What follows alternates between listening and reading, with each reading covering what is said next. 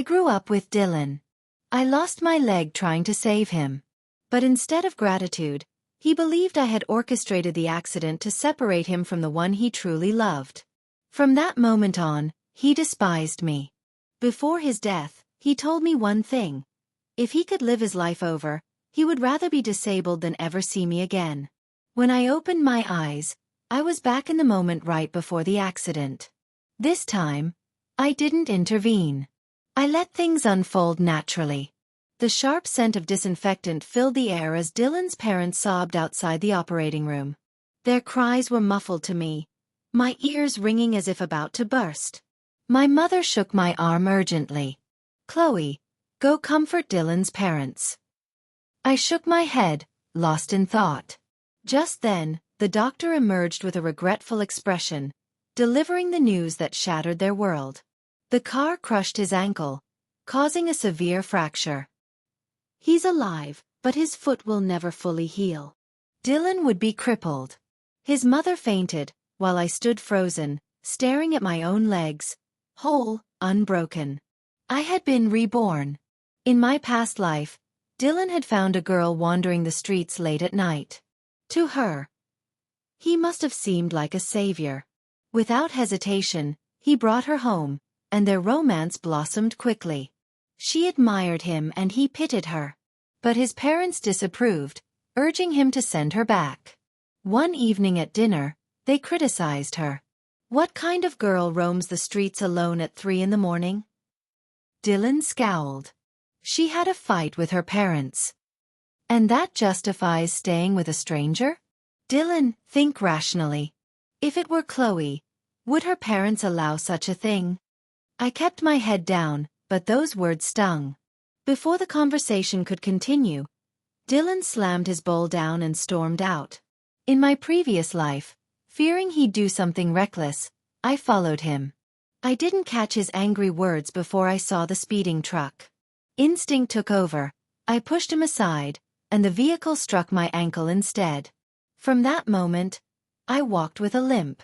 My foot swelled beyond recognition, forcing me to wear custom-made men's shoes. Dylan blamed himself. Days later he proposed. "What about her?" I asked. He shrugged carelessly. "My parents don't approve of her. It's over. There's no reason to hold on." His indifference was chilling. After we married, his resentment festered. He drank often, forcing me to drink with him. The alcohol worsened the sores on my foot, leading to an infection. In the end, my leg had to be amputated. I overheard him once, speaking to his parents. "What's the difference between a cripple and a corpse? Why doesn't Chloe just die?" Everything I had done for him, just a small act of kindness, yet he wished me dead. One night, I turned on the gas. As flames consumed the house, Dylan abandoned me, desperately seeking an escape. But there was none. Before the fire took us both, he shouted his final words. "If I had another chance, I'd rather be disabled than ever see you again." And so, I was reborn. This time, I didn't chase after him. He had often joked, "If you hadn't followed me that night, I wouldn't have turned around. Maybe neither of us would have been hurt." Now, fate played out as it was meant to. A pained scream erupted from the hospital room. Dylan had woken up. "Don't move," I warned. "The doctor said you have a severe fracture. It's a miracle you're alive." But Dylan, determined, climbed out of bed, attempting to stand. The moment he put weight on his foot, he crumpled to the ground, gasping in agony. "No. It's just a fracture. I won't be crippled." His mother turned away, sobbing. A deep sorrow settled over me. She had always been kind, taking care of me in my past life. But now, I only pitied her. How could she have such a foolish son? As Dylan thrashed on the floor, refusing help, I recalled a moment from our previous life. I had fallen out of my wheelchair while trying to reach the bathroom. Struggling, I looked up to find Dylan hiding behind the door, watching me with cruel amusement. In that moment, my heart had turned to ice. Now I watched as he writhed on the floor. The roles had reversed. "Dylan, stop this," his mother pleaded. "Just focus on healing. Please, I beg you." I sighed. "If you keep pushing yourself, your foot will swell. You won't even fit into your shoes." The nurse gave me a puzzled look. How did I know that? Because I had lived it before. Every painful moment. And I would never forget. I wanted nothing to do with Dylan in this life. But our families had been close for years, and my mother insisted I take him home after his discharge. When they removed the cast, a foul odor filled the air. He hadn't bathed for days, and the stench of sweat mixed with the plaster made me step back in disgust. Dylan, humiliated, gripped the bedsheet tightly.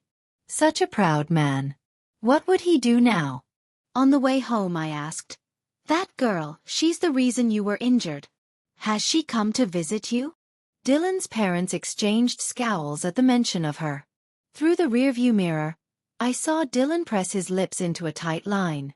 I knew that expression well. Stubborn, refusing to acknowledge the truth. "Giselle said she's busy," he muttered.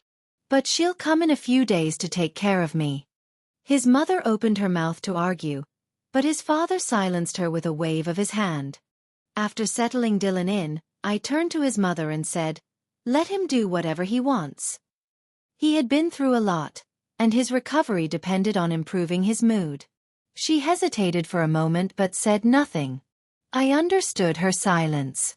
Dylan and I had grown up together, and it was an unspoken truth between our families that we would eventually end up together. As for my feelings toward Dylan, I tilted my head, trying to recall when that innocent affection first took root. I couldn't pinpoint the moment. I only knew that when Dylan started bringing someone else home, I had cried in secret. As for when my love for him faded, maybe it was when he accused me of trying to hurt her and lashed out at me? Or when he forgot my birthday while spending time with her. By the time we got married, I had nothing left for him. But back then, I had no other choice. This time, I vowed to stay out of anything concerning Dylan. I hoped he and his beloved would last forever. I just wasn't sure if that girl Giselle was ready for what lay ahead. Our families lived in separate houses, and despite being neighbors, we rarely saw each other unless I deliberately sought him out. Sometimes, days would pass without crossing paths. The next time I saw Dylan was a week later. He was outside for a walk, pushed along by the girl he adored. We ran into each other as my mother and I returned from the supermarket. "Let me properly introduce you," Dylan said with a soft smile. "This is my fiancée, Giselle." Before the woman he loved, Dylan seemed to have lost his usual sharp edge. Sunlight filtered through the leaves, casting shifting shadows over his face. The happiness in his eyes was undeniable. My mother and I offered our congratulations, but Giselle immediately pulled her hand away from Dylan's grasp. "Don't say that," she murmured shyly. "My mother doesn't even know you yet." For the first time in years, Dylan's face held the same self-assured pride he had as a boy. "If you want, we can get married right away," he said with confidence. I couldn't bring myself to shatter the dream Dylan had woven for himself. Back home, my mother sighed as she spoke about him. "Such a poor child. He's going to." I shook my head. "He's with the woman he loves. Why pity him? You should still prepare a gift. You'll need it for the wedding," she said casually, but her gaze remained fixed on the house next door. She sighed again. "That's not certain."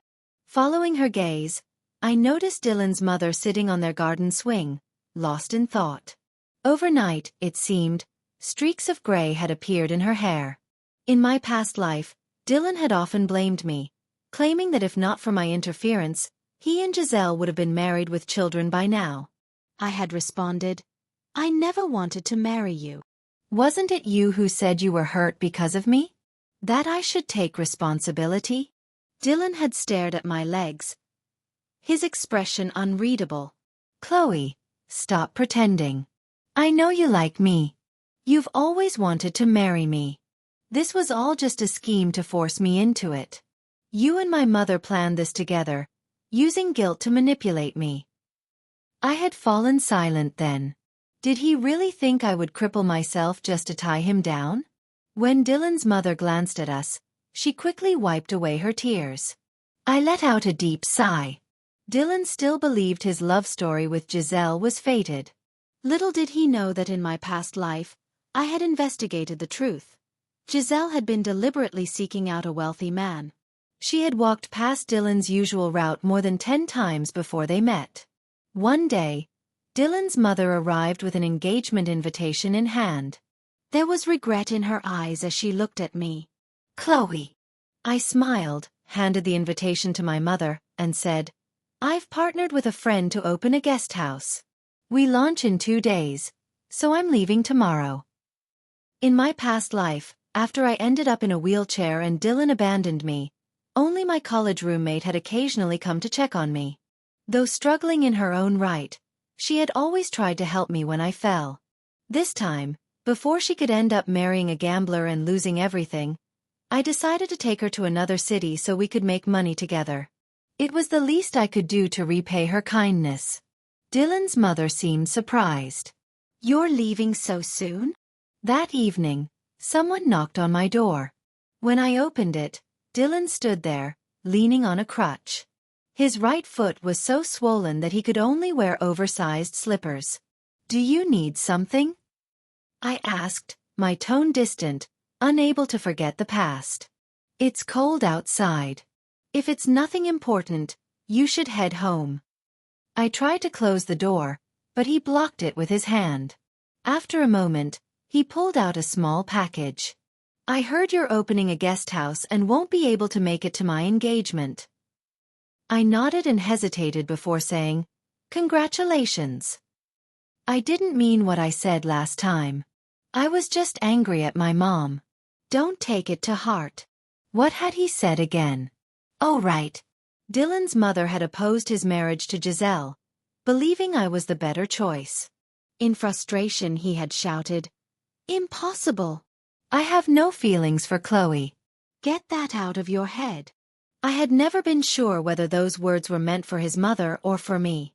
But now, it no longer mattered. I shook my head. "It's fine." The next day, I left with my friend. The guest house flourished, attracting many travelers. We listened to their stories, laughed, and sang together on quiet nights. One evening, while sharing drinks during a late shift, Jessie, my old friend, looked at me and said, "Chloe, you've changed." I raised an eyebrow. "How so?" "You're so capable now. You don't need anyone. Back in college, you had me do everything for you. Even passing you water when you were on your bed." Her exaggerated tone made me laugh.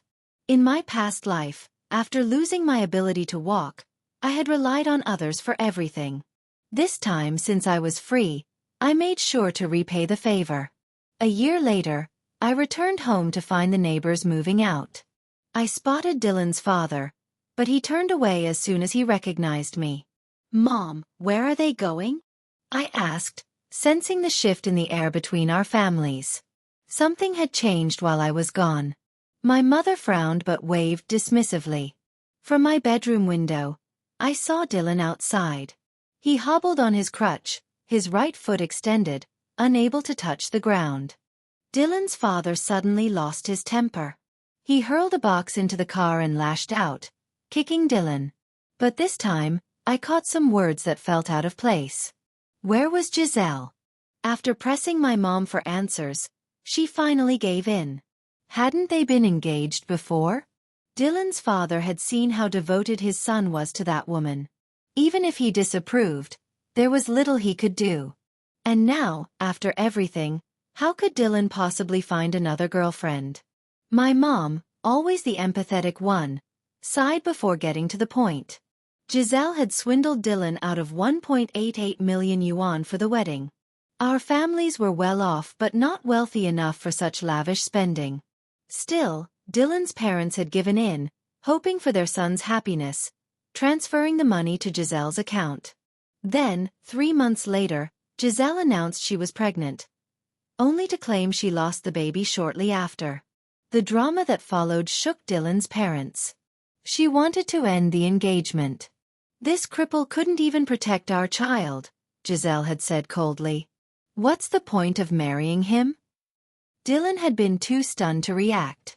His mother, unwilling to accept the breakup, insisted that if the engagement were called off, Giselle's family had to return the 1.88 million yuan. But Giselle's family refused, claiming the money was compensation for the lost child. In the end, Dylan's parents lost both their savings and their dignity. They had lived in this neighborhood for years, but now, the shame was too much to bear. I wanted to approach them, but my mom held me back. Unexpectedly, Dylan messaged me first, asking to meet at the park.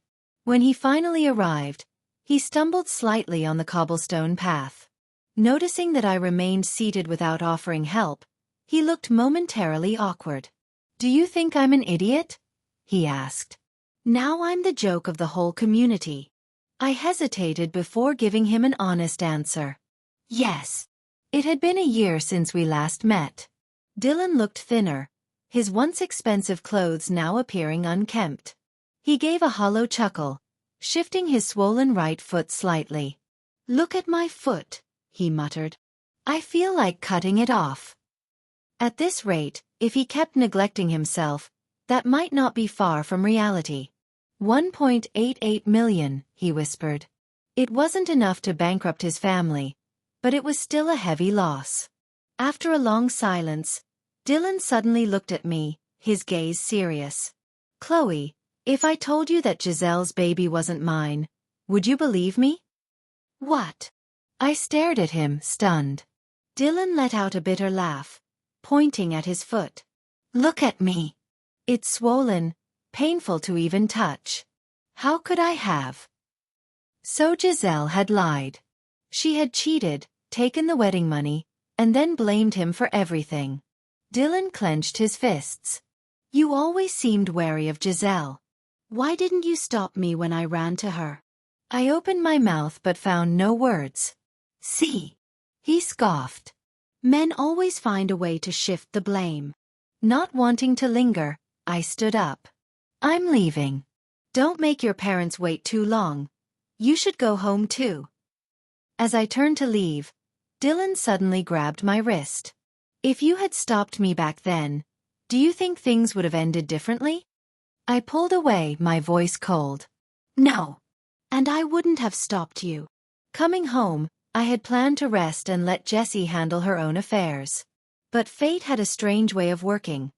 Somehow, Jessie and Dylan found their way back to each other. I didn't intervene. They were both stubborn, refusing to listen until they hit rock bottom. All I could do was support Jessie. For 3 years, Jessie and I had run a guest house together, splitting the earnings evenly. While my savings grew, Jessie lost everything. Her boyfriend had drained her financially. But at least she realized his true nature before marriage. After a year away, I returned home to a warm welcome. But barely a week later, my mom stormed into the house, slamming the door. I jumped up, grabbing a stack of money from my bag. "Is this enough?" I asked, mimicking a dramatic gesture I'd seen online, hoping to lighten the mood. But as I looked closer, I saw her red-rimmed eyes. "What happened?" I dropped the act. "Did you fight with Dad again?" My mom had known Dylan's parents for over a decade.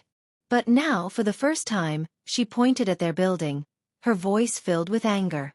"Your dad mentioned that Dylan's family was having business troubles, so I went to ask if they needed help," she said bitterly. "And guess what his mother said?"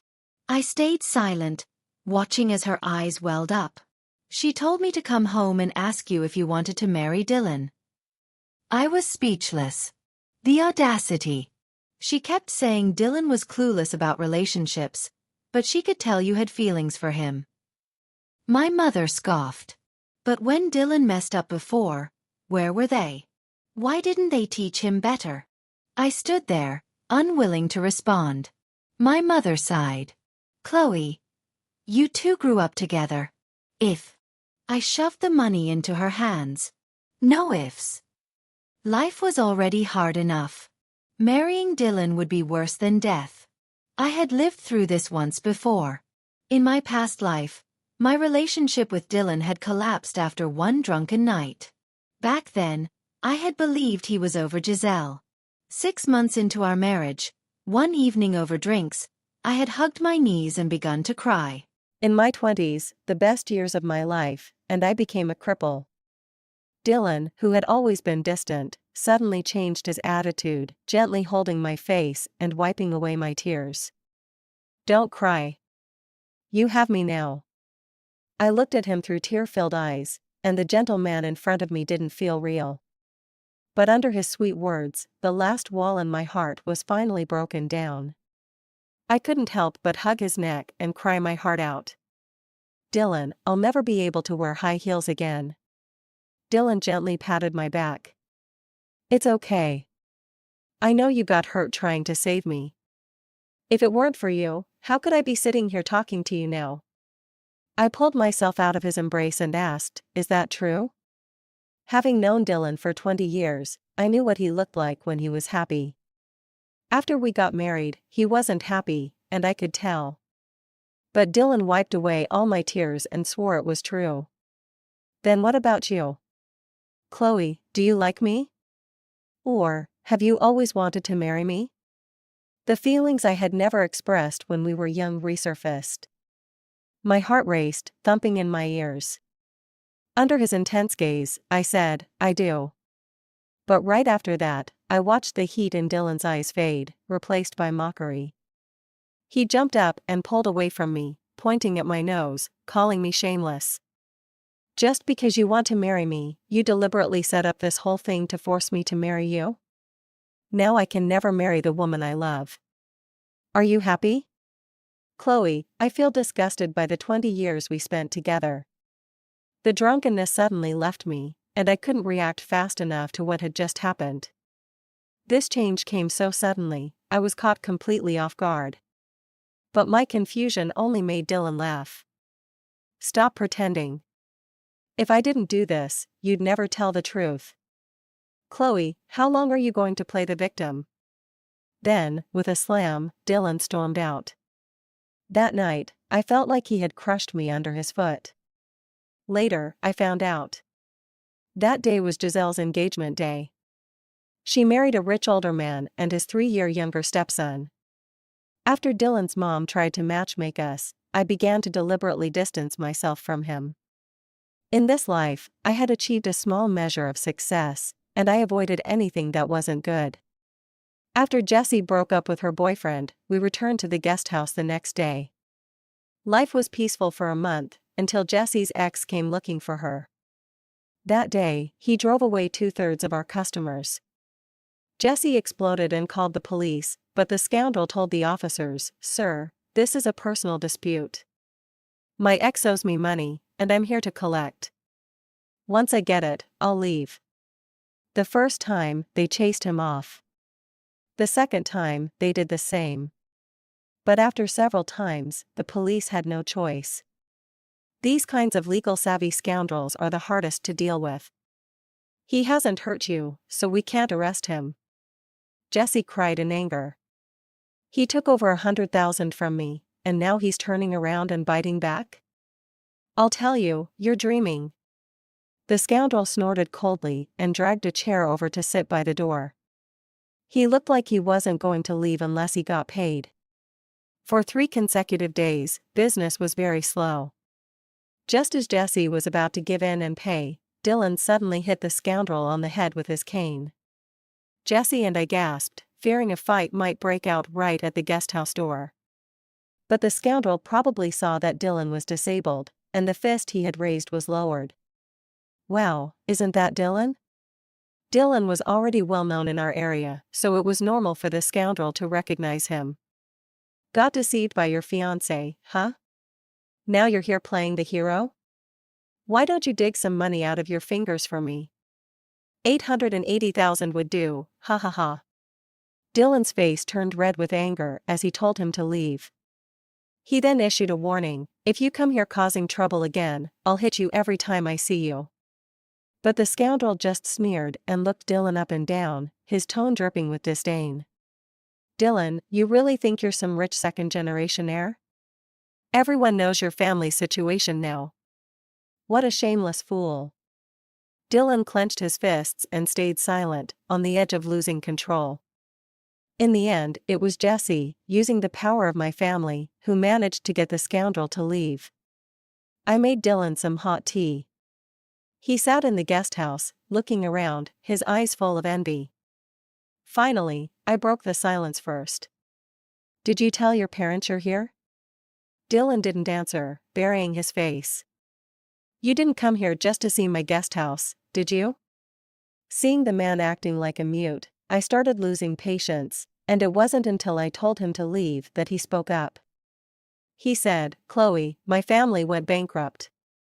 Even though I had prepared myself mentally, hearing Dylan say it in person still shocked me. As far as I knew, Dylan's parents owned several stores in high-traffic locations.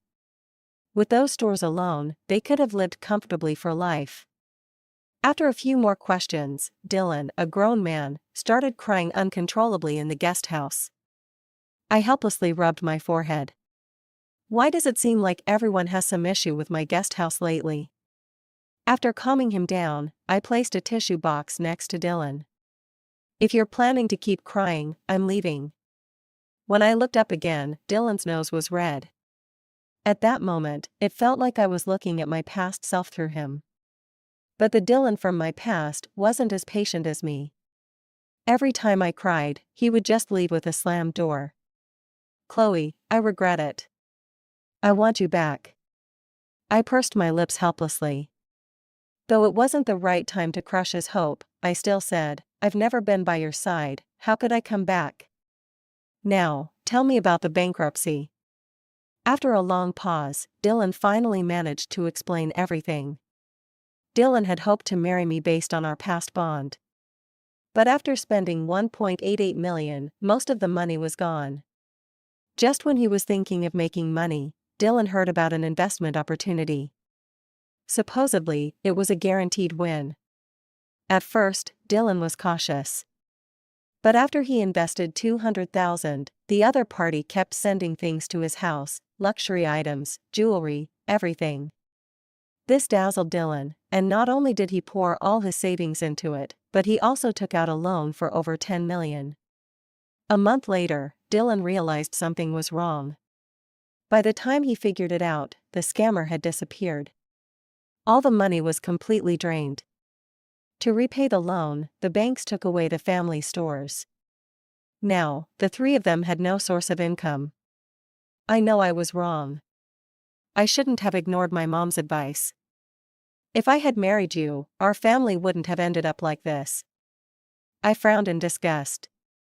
That was just your own stupidity. It has nothing to do with who you marry. No. Dylan shook his head, tears splashing onto my arm. I wiped it off in distaste, but then he said, "My dad found out from his contacts that the scammer was one of Giselle's husband's subordinates. They did this to get back at me." I gasped, my mouth falling open. I didn't expect Giselle to be involved in this. Dylan's parents went bankrupt, and his mother ended up in the hospital. My mom, still constrained by the past relationship between the two families, went to visit the hospital. Not only that, but she also insisted on bringing me back home. "When you were little, Dylan's mom took care of you a lot. She had a stroke from the stress. You should go see her." A stroke. It was worse than I had imagined. Dylan's mom was now bedridden and unable to move. Her mouth was twisted to the side, saliva dripping down. When she saw me, tears immediately welled up in her eyes. Ah. I didn't understand what Dylan's mom was saying, but I went over and held her hand tightly. "Don't worry, I'll try my best to get the money back for you. Don't be afraid." We both wiped away our tears, but I felt just as heartbroken. One bad choice from Dylan, and his whole family was suffering. In my past life, after marrying Dylan, his parents treated me kindly. My mom paid some of Dylan's mother's medical bills and hired a nurse to take care of her. At home, she was still crying. How did her life end up like this? She used to feed all the stray cats in the neighborhood. How did she end up like this when she's old? It's all Dylan's fault for being useless. Chloe, do you think we can get the money back? It could be done, but it would be hard. The whole thing was part of Giselle's plot to target Dylan. The stolen money might even be in her hands. Chloe, we can't care about that jerk Dylan, but his mom's nursing fees are going to be a huge burden. I lowered my head, already considering investigating Giselle. Giselle's husband is a wealthy and influential man in our area, so I didn't dare to confront him directly. But I did uncover a secret between Giselle and her stepson. When we met at a cafe, Giselle sneered when she saw me. I was wondering who it was. A few years ago, you were defeated by me, and now you still dare to show up in front of me? I smiled and said nothing, just gesturing for her to sit down and talk.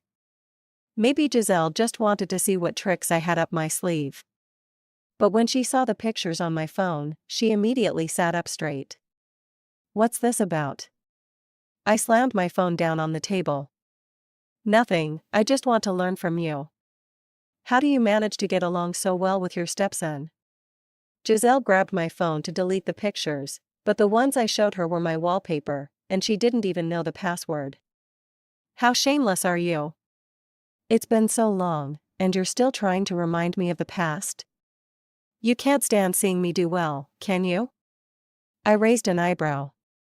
I really didn't want to see her doing well. After all, my tragic experience in the past life was partly due to her. In my past life, I caught them being flirtatious behind my back more than once after we were married. But Giselle's life now wasn't exactly great. Her husband had yellow teeth and was a perverted old man. Everyone in their circle knew he had a special kink for torturing people. Her stepson wasn't normal either, and the photos I saw were enough to make my eyes burn. So I got straight to the point. Dylan's parents' money was stolen by your subordinate. You need to get it back. Giselle laughed, her laughter wild, and she wiped the tears from her eyes in exaggerated amusement. So you're still trying to save that fool? Chloe, really? You still like him after all this time? Ha ha ha, you've never seen a good man, have you? I frowned. I could tolerate being insulted, but I couldn't stand her saying I was still in love with Dylan. I crossed my arms and looked at her, asking sincerely, is there nothing in your head but men for your entire life? Giselle didn't feel ashamed, in fact, she seemed proud of it. You were born rich, of course, you can afford to act all high and mighty. What's wrong with climbing up using men? What I can't stand is people like you, rich folks, who smell like money and still accuse us of selling our dignity for it. You're rich, so what? In the end, you lost to me. I smiled, watching her with an amused, calm expression. Since you've won, why are you now going to such lengths to destroy their family by any means necessary? In the end, it's just your wounded pride at work.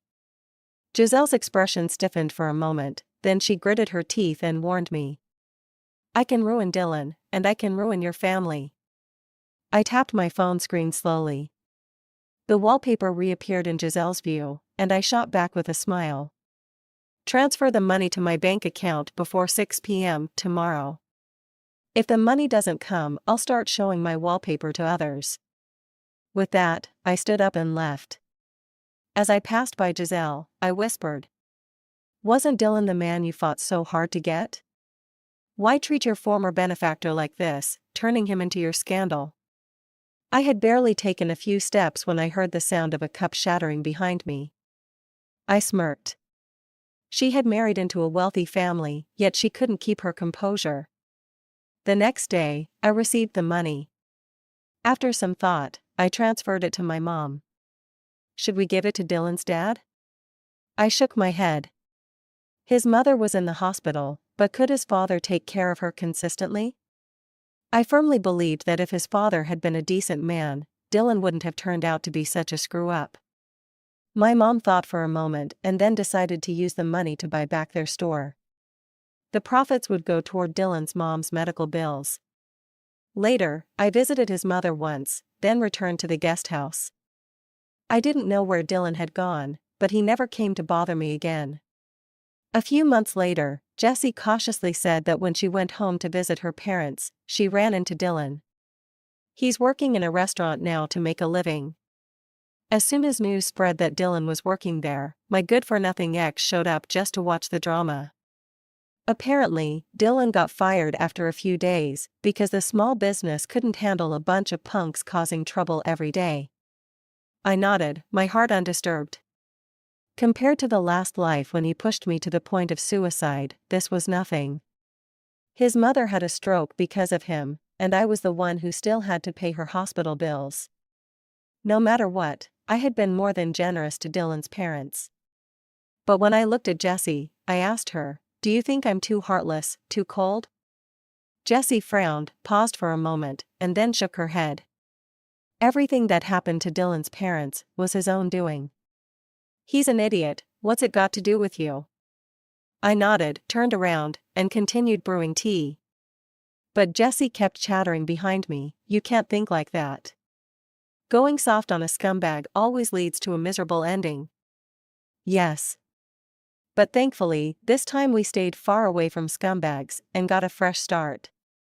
End of the story.